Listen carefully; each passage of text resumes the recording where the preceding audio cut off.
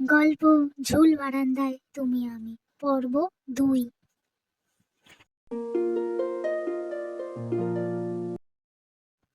মেঘকে দেখে চমকে যায় শ্রী। ভাবে এটা কি করে হতে পারে।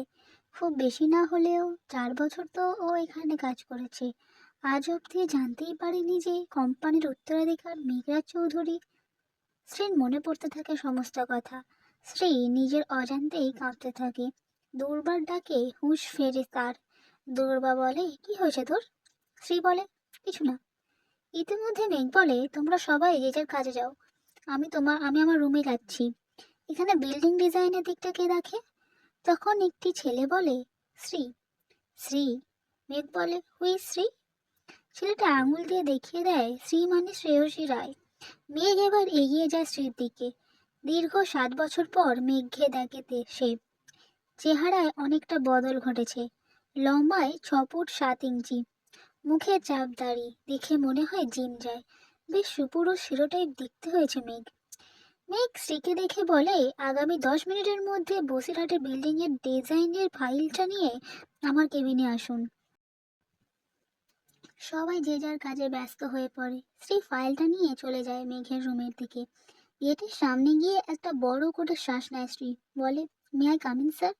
উত্তর আসে, ইয়েস কামিন। শ্রী ভেতরে চলে যায়। দেখে মেঘ টেবিলে বসে ল্যাপটপে কি একটা কাজ করছে। মেঘ একবার স্ত্রীর দিকে তাকিয়ে আবার ল্যাপটপের দিকে মনোযোগ দেয়। বলে, সিট। স্ত্রী গিয়ে একটা চেয়ারে বসে পড়ে। স্ত্রীর বুকের ভেতরটা কেমন একটা ধুকপুক করছে। তার হৃদস্পন্দন জোরালো হচ্ছে। ও কি বলবে কি না বলবে সব গুলিয়ে যাচ্ছে। মেঘ স্ত্রীর দিকে তাকিয়ে ভ্রু কুঁচকে বললেন, ম্যাম, আপনি কি ডিজাইনগুলো নিয়ে কোনো ডিসকাস করবেন না? তাহলে বলুন, আমি অন্য কাউকে বলছি। শ্রী বলে, না না স্যার, আমি বলছি। বলে সেই ফাইল খুলে একটার পর একটা ডিজাইন বার করতে থাকে এবং এই ডিজাইন করার পিছনে কারণগুলো সব গুছিয়ে বলতে থাকে। মাত্র 1 ঘন্টার সময়টা শ্রীর কাছে দীর্ঘ সময় বলে মনে হয়। সব বোঝানো হয়ে গেলে শ্রী উঠে চলে যেতে দরজার দিকে পা বাড়ায়। মেঘ গলা উঁচু করে বলে, সন্ধ্যার মধ্যে আমার বিল্ডিং তৈরির মেটেরিয়ালের একটা ধারণা চাই। শ্রী বলে, বাট স্যার, এই দিকটা তো আমি দেখি না, অন্য কেউ দেখে। মেঘ বলে, আমি যা বললাম তাই করো। শ্রী নিজের ডেস্কে চলে যায়। 2 হাত দিয়ে নিজের মাথাটাকে চেপে ধরে শ্রী। ভাবে, এটা কি মেঘ ইচ্ছে করে করলো? কারণ শ্রী তো ওই ডিপার্টমেন্টের কাজগুলো দেখেই না। কি করে জানবে ও কোন মেটেরিয়াল ভালো আর কোন মেটেরিয়াল খারাপ?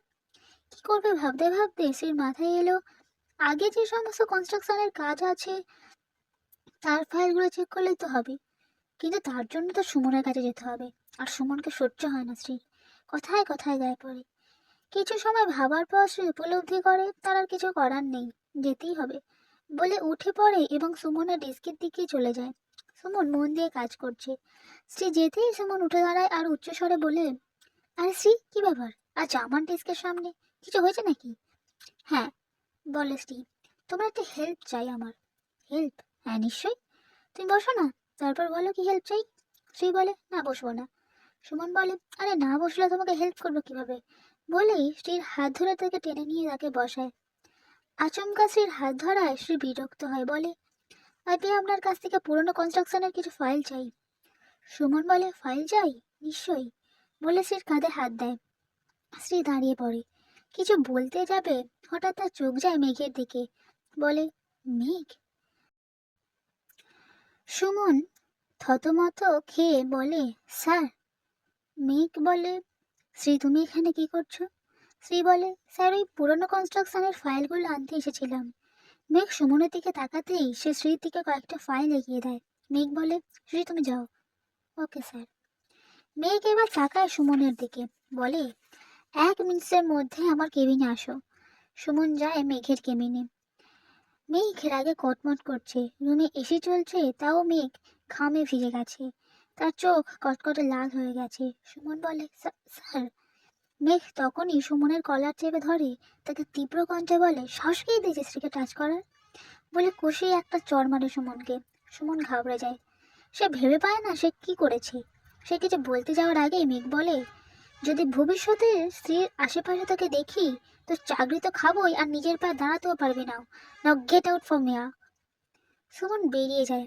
ও ভাবতে থাকে মেয়ে কেন এরকম রিয়াক্ট করলো। পরের মুহূর্তে সুমন ভাবলো চাকরি চলে যাওয়ার কথা। আর যাই হোক, সুমন চাকরি ছাড়তে পারবে না। এদিকে সন্ধে অবধি কাজ করেছে শ্রী, মাঝে একটা ব্রেকও নেয়নি। শুধু লাঞ্চ টাইমে 15 মিনিটসের জন্য ব্রেক নিয়েছিল। তারপর লাগাতার কাজ করেছে। 7টার সময় সমস্ত কাজ শেষ করে শ্রী নিজের ডেস্ক থেকে বের হয়। এদিকে মেঘও তার রুম থেকে বের হচ্ছে। শ্রী ফোন নিয়ে দেখতে দেখতে অফিস থেকে বের হচ্ছে। মেঘ তার রুম থেকে বেরোতেই শ্রীর কোনো একটা কারণে পাটা স্লিপ খেয়ে যায়, আর শ্রী চোখ বড় বড় করে বন্ধ করে নেয়। পরের মুহূর্তে শ্রী আবিষ্কার করে মেঘের একটা হাত শ্রীর কোমরে, আর অপর হাত শ্রীর মোবাইল ফোন।